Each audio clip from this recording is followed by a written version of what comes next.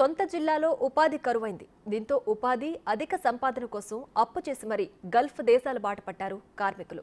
అక్కడ వేతనాలు మాటేమిటో గాని వెళ్లిన కార్మికులు స్వగ్రామానికి తిరిగి రావడం కూడా అనుమానంగా మారింది.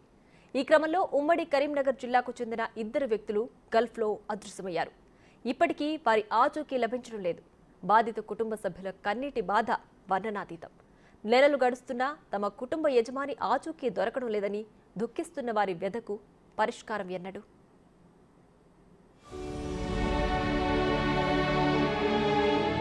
బతుకు భారమైంది, బతుకు తెరువు కరువైంది.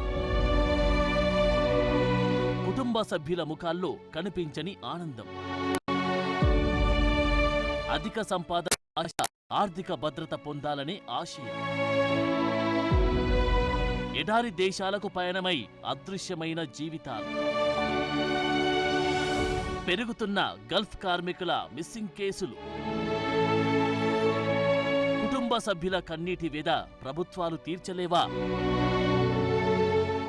ఉమ్మడి కరీంనగర్ జిల్లాలో స్థానికంగా ఉపాధి లేకపోవడంతో పెద్ద ఎత్తున గల్ఫ్ బాట పడుతున్నారు నిరుద్యోగులు. ఇక్కడి కంటే అధిక సంపాదన లభిస్తుందనే ఆశతో అప్పులు చేసి మరీ ఎడారి దేశంలో అడుగు పెడుతున్నారు.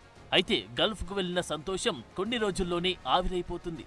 ఇక సంపాదన మాట అటుంచితే ఇటీవలి కాలంలో గల్ఫ్ దేశానికి వెళ్లిన వారు మిస్ అవుతున్నారు. వారు ఎక్కడున్నారు, ఎలా ఉన్నారు, ఎలాంటి సమాచారం లభించడం లేదు. గత 6 నెలల్లోనే ఇద్దరు వ్యక్తులు మిస్ అయ్యారు. గతంలో కూడా పదుల సంఖ్యలో మిస్ అయ్యి ఏళ్లు గడుస్తూ ఉన్నా వారి ఆచూకీ లభించడం లేదు. దీంతో కన్నీరు మున్నీరుగా విలపిస్తున్నారు వారి బంధువులు. మిస్ అయిన వారి ఆచూకీ కోసం ఇటు రాష్ట్రం, అటు కేంద్ర ప్రభుత్వాల చుట్టూ బాధిత కుటుంబాలు తిరుగుతున్నాయి. కానీ ఎలాంటి సమాచారం రాకపోవడంతో నిరాశ చెందుతున్నారు. ఎడారి దేశాల్లో అదృశ్యమవుతున్న వారి ఆచూకీని కనుగొనాలని కేంద్ర ప్రభుత్వానికి కూడా విన్నవిస్తున్నారు.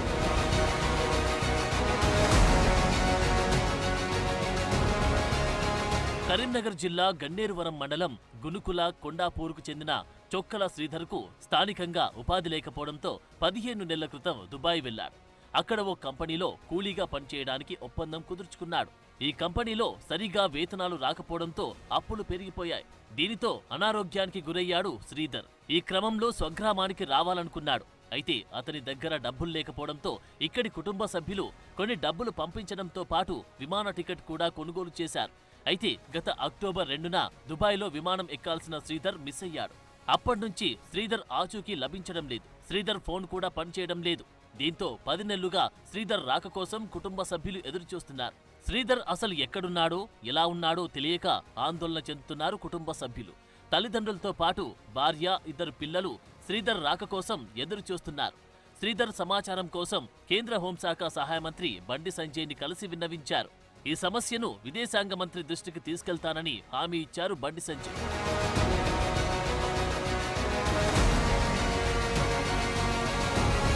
ఇక మరో మిస్సింగ్ కేసును పరిశీలిస్తే జగిత్యాల జిల్లా బీర్పూర్ మండల కేంద్రానికి చెందిన కందుల తిరుపతి అనే వ్యక్తి సౌదీ అరేబియాలో 7 నెలల క్రితం మిస్ అయ్యాడు.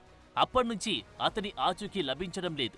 కందుల తిరుపతి ఆచూకీ కోసం విదేశాంగ కార్యాలయానికి కూడా మెయిల్ ద్వారా సమాచారం ఇచ్చారు. అతని ఆచూకీ కోసం ప్రతిరోజు ఎదురు చూస్తున్నారు కుటుంబ సభ్యులు. ఉమ్మడి కరీంనగర్ జిల్లాలో కేవలం ఈ ఇద్దరు వ్యక్తులే కాకుండా గల్ఫ్కు వెళ్లి మిస్ అయిన వారి కేసులు పెరిగిపోతున్నాయి. గల్ఫ్ ఎన్ఆర్ఐ విషయంలో ప్రభుత్వం దగ్గర సరియైన విధి విధానాలు లేకపోవడంతో వలస జీవులు అష్టకష్టాలు పడుతున్నారు.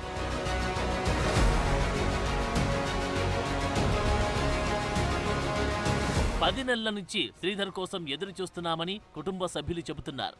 అక్టోబర్లో హైదరాబాద్కు వెళ్లి విమానాశ్రయం దగ్గర ఎదురు చూశామని బాధ నిండిన హృదయంతో తెలుపుతున్నారు. అతని ఆచూకీ తెలుసుకొని తమ వద్దకు క్షేమంగా తీసుకురావాలని చెబుతున్నారు.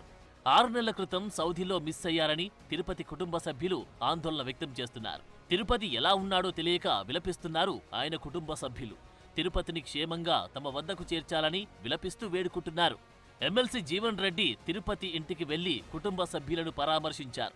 గత 6 నెలలుగా తిరుపతి ఆచూకీ దొరక్క కనీస సమాచారం లేక బాధపడుతున్నామని కుటుంబ సభ్యులు జీవన్ రెడ్డికి విన్నవించారు.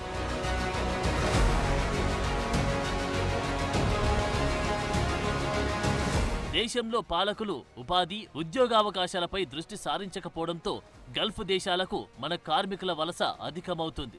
అయితే అక్కడ పరిస్థితులు కార్మికులు ఊహించినట్టుగా ఉండకపోవడంతో వారి బతుకులు అగమ్య గోచరంగా మారుతున్నాయి. దీంతో తిరిగి సొంత గ్రామానికి చేరుకోవాలనే తపన మొదలవడం, అక్కడ యాజమాన్యాల నిబంధనలు, వేధింపులు వెరసి గల్ఫ్లో మన కార్మికుల జీవితాలు అంధకారంలో మగ్గిపోతున్నాయి. కేంద్ర ప్రభుత్వం తలుచుకుంటే ఈ సమస్యలను అతి సులువుగా పరిష్కరించవచ్చు, కానీ అలా జరగడం లేదు. కారణాలేవైనా గల్ఫ్ కార్మికుల మిస్సింగ్ కేసులతో వారి కుటుంబ సభ్యుల కన్నీటి వెదకు తెరపడేది ఎప్పుడనేది ప్రస్తుతానికి జవాబులేని ప్రశ్నగానే మిగిలిపోయింది.